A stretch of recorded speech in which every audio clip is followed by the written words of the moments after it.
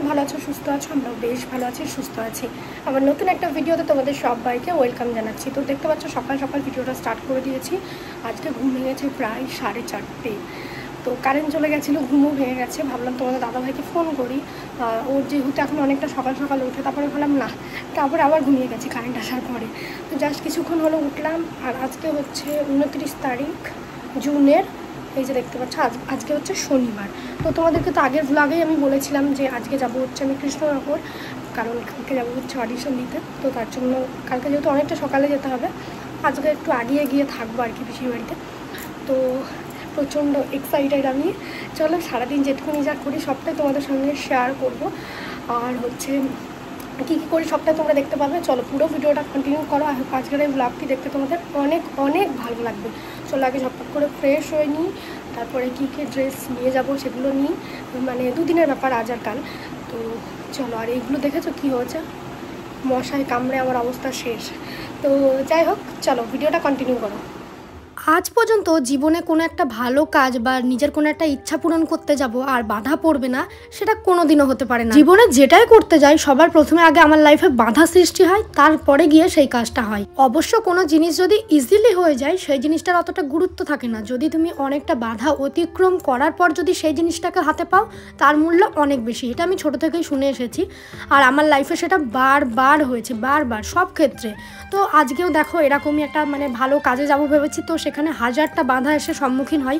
পরপর তোমরা ভিডিওটা দেখো, আদৌ শেষ পর্যন্ত পৌঁছাতে পারি কিনা তাহলেই তোমরা বুঝতে পারবে। এটা হচ্ছে শনিবারের ভিডিও, যেটা হয়তো আমি রবিবারে দিয়ে দিতে পারতাম, কিন্তু আমি যেহেতু বাইরে ছিলাম, মানে কৃষ্ণনগরে ছিলাম, তো আমি এডিট করার কোনো চান্স পাইনি, যার জন্য 2 দিন পরে দিচ্ছি। তোমরা একটু অ্যাডজাস্ট করে নিও। তো সকাল থেকে দেখো প্রচণ্ড এক্সাইটেড, তো সেই জন্য দেখো তাড়াতাড়ি উঠেও পড়েছি। আর এই যে দেখো ফ্রেশ হয়ে নিচ্ছি। আর এর পরের ওয়েদারটা তোমরা দেখো।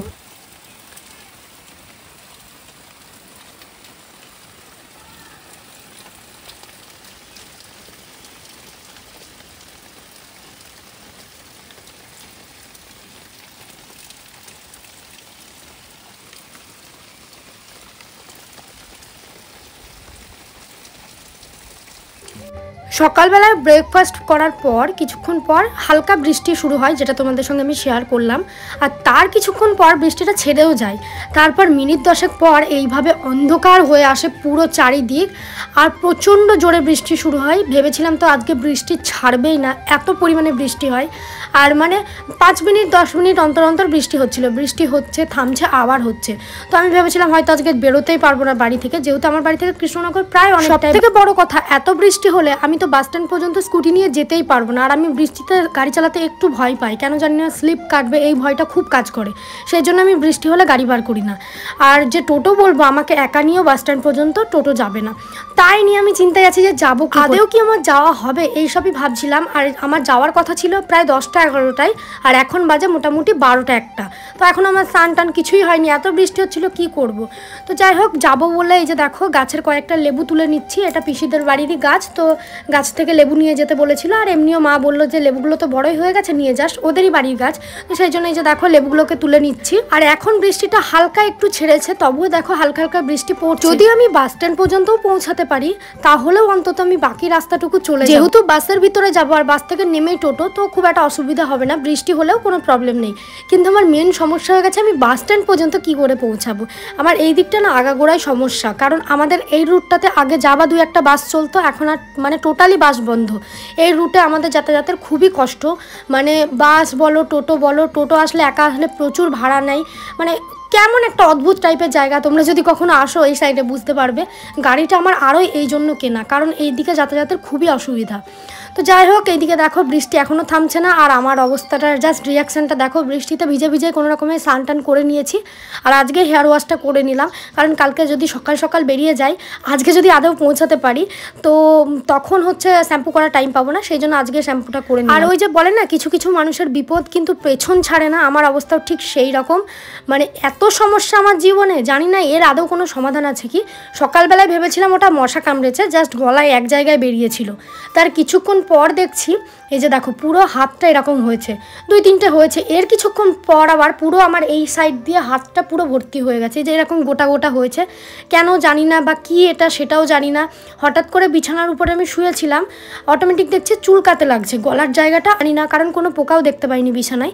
তবে আমাকে মনে হলো যে কিছু একটা কামড়ে দিল হয়, জানি না এটা অ্যালার্জি কিনা, কারণ আমার অ্যালার্জির সমস্যা একদমই নেই। শুধুমাত্র যদি অনেক পুরনো জিনিসে হাত দিই, মানে ধরো কোনো পুরনো জিনিস বা ধুলোতে হাত দিই, তবে কিন্তু আমার ডাস্ট অ্যালার্জি আছে। এছাড়া এমনি যে হুটহাট করে অ্যালার্জি বেরোনো এসব কিন্তু আমার হয় না। কিন্তু পরে শুনছি নাকি এটা অ্যালার্জি, যেটা আসল অ্যালার্জি হয় সেই গোটা গোটা চাকা চাকা, তো সেইগুলো কি করে বার হলো আমি নিজেও জানি না, কারণ আমি অ্যালার্জি হওয়ার মতন কোনো কিছুই খাইনি। কিংবা হয়তো বর্ষাকাল স্টার্টিং হয়েছে তার জন্যও হতে পারে। তো বর্ষায় শুনছি নাকি অনেকের এরকম হচ্ছে। তো তোমাদের যদি জানা থাকে এগুলো কি, অবশ্যই কমেন্ট করবে। তো এইগুলো আমি যখন যাচ্ছি তখন আমার অতটাও কিছু মনে হয়নি, কিন্তু যত বেলা গিয়েছে জিনিসগুলো আরও বেড়েছে, আর আমার পুরো শরীর চুলকাচ্ছিল আর কি। তো হতে পারে অ্যালার্জি। তো যাই হোক, তারপরে এই যে দেখো ফাইনালি যখন আমার যাওয়ার কথা ছিল 10টা, আর এখন বাজে 4টে, মানে আমি এখনও কিন্তু যাওয়ার কোনো ব্যবস্থা করে উঠতে পারিনি। আমার একটা পিসেমশাই এসেছিলো, মানে যে পিসিতে বাড়ি যাচ্ছে ওই পিসেমশাই এসেছিলো। তো পিসেমশাইয়ের সঙ্গে এখন আমি মোড়াগাছা পর্যন্ত যাব, তারপরে বাসে, এই যে দেখো বাসে উঠেছি। ভাবলাম হয়তো যাওয়াই হবে না এত সমস্যা পেরিয়ে। তারপরে এখন আমার ফটো নেওয়া হয়নি, ফটো লাগবে। তো মাঝে কোথাও দাঁড়াবো বলতে কৃষ্ণনগরে দাঁড়াবো। তো ওখান থেকে হচ্ছে ফটো টটো বার করে নেব সব কিছু, তারপরেই যাব। তো ফাইনালি আমি বেরোতে পারলাম গাইস। আর এই যে দেখো এখন রাস্তাতে রয়েছি, পুরো অন্ধকার হয়ে রয়েছে। আর আজকে সারা দিন বৃষ্টি, মানে এতটুকু সময়ও অফ যায়নি। হয়তো কোনো সময় 2 মিনিটের জন্য অফ হচ্ছে, তারপরে আবার বৃষ্টি। তো এই যে দেখো ফটো টটো বার করে তারপরে একটু ফুচকা কিনে নিলাম, নিজেও একটু ফুচকা খেলাম। ফুচকা দেখার পরে একটু ফুচকা খেতে মন হচ্ছিল, আর অর্পিত আর অস্মিতার জন্য একটু ফুচকা নিয়ে নিলাম। প্রথমে ভাবলাম যে চকলেট নেব, কারণ আমি গেলে চকলেটই নিয়ে যাই, তোমাদের দাদাভাই আসলে ও চকলেটই নিয়ে যায় ওদের জন্য। তো তারপরে দেখলাম না, আমি ফুচকা খাচ্ছি তো ফুচকাটাই নিয়ে যাই। তো এই যে দেখো ফুচকাটা নিয়ে নিয়েছি ওদের জন্য। তো সামনে ওদের বাড়ি, এই যে দেখো চলে এসেছে। আর এখানে অর্পিতার একটা চ্যানেলের জন্য ভিডিও শ্যুট করছিল। ওর খুব ইচ্ছা হয়েছে শিল্পী দিদির চ্যানেল দেখে একটা চ্যানেল খুলবে। তো ওর একটা চ্যানেলও রয়েছে অর্পিত বিশ্বাস, তোমরা চাইলে ফলো করতে পারো। আমার কমিউনিটিতে ওর চ্যানেলের লিঙ্ক দেওয়া আছে। ছোটো তো বাচ্চাদের ভিডিওই বানাই আর কি। তো এখানে দেখো ওরা একটা চ্যালেঞ্জ বানাবে, সেই জন্য প্রিপারেশন নিচ্ছে, মানে ফুচকা চ্যালেঞ্জ। যে ফুচকাগুলো আনলাম ওগুলো দিয়ে একটা চ্যালেঞ্জ হবে, কে কত আগে শেষ করতে পারে। এটা হচ্ছে অস্মিতা আর অর্পিত, ওদের দুজনের মধ্যে হবে আর কি চ্যালেঞ্জটা। আচ্ছা, আর একটা কথা একটু বলে দিই, তোমরা অনেকে কমেন্টস করছো দিদি ভাই তোমাকে কবে দেখতে পাবো দিদি নাম্বার 1-এ। তো দেখো আমি কিন্তু তোমাদেরকে বলেছি আমি অডিশন দিতে যাচ্ছি, আমি কিন্তু এখনও সিলেক্ট হয়েছি কি হয়নি সেটা তোমাদেরকে এখনও জানাইনি। তার জন্য কালকের ব্লগটা তোমাদেরকে দেখতে হবে। আর তোমরা আগে থেকে প্লিজ কোনো এক্সপেকটেশন রেখো না, নয়তো তোমাদেরও মনটা খারাপ হবে আর আমার মন তো খারাপ হবেই। সেই জন্য আমি নিজেও কোনো এক্সপেকটেশন রাখিনি, আমি যাবো ব্যাস ওইটুকুনি অনেক। যদি সিলেক্ট হয় ভালো, না হলে আরও ভালো, আবার পরের বার ট্রাই করব। তো যাই হোক, এদিকে দেখো ওরা রেডি হয়ে গেছে, এখন চ্যালেঞ্জটা হবে আর কি অস্মিতা আর অর্পিতের মধ্যে। এই যে দুজনে চলে এসেছে, তো চলো তোমরাও দেখো।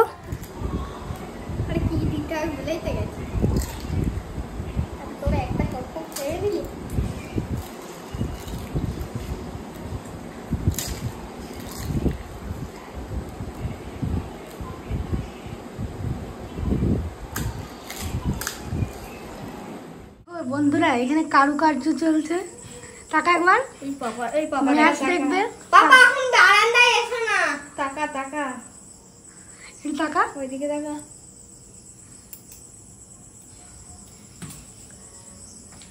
চ্যালেঞ্জ ভিডিওটা অর্পিতের চ্যানেলে আছে, তোমরা চাইলে দেখতে পারো, আমার কমিউনিটিতে লিঙ্ক দেওয়া আছে। তারপরে অর্পিতকে দেখো ও এখন ফ্ল্যাগ আঁকিয়ে দিতে বলেছে দিদিকে, তো সেটাই করছে যেহেতু আজকে ম্যাচ রয়েছে, তোমরা তো জানো। যখন অর্পিতের থেকে আমি একটু বড়, মানে অস্মিতার মতন আর কি, 2007-এ মনে হয় যেবার ওয়ার্ল্ড কাপ হয়েছিল, তো সেইবার আমার মনে আছে এরকম যখন ছোট ছিলাম একটা ফ্ল্যাগ এঁকে, তো তখন আমার বাবাও বেঁচে ছিল। তখন আমাদের বাড়িতে অন্য টিভি ছিল, সেই আগেকার দিনে সাদা কালো টিভি আর কি।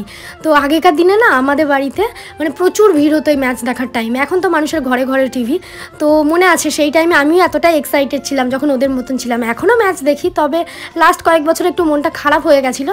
তবে এইবার সত্যি মানে এক আলাদাই স্যাটিসফ্যাকশান, আমরা ভারতীয়রা এটা জানি। যাই হোক, তারপরে এই যে দেখো তোমাদেরকে যেটা দেখাচ্ছি, দেখো কি হয়েছে, পুরো সারা গায়ে শরীরে এইভাবে মানে পুরো এরকম গোটা গোটা র্যাশ বেরিয়ে গেছে। যাই হোক চলো, ভিডিওটা আজকের মতন এই পর্যন্তই রাখছি। টাটা সবাইকে, আবার দেখা হবে অন্য আরেকটি ভিডিওর সঙ্গে।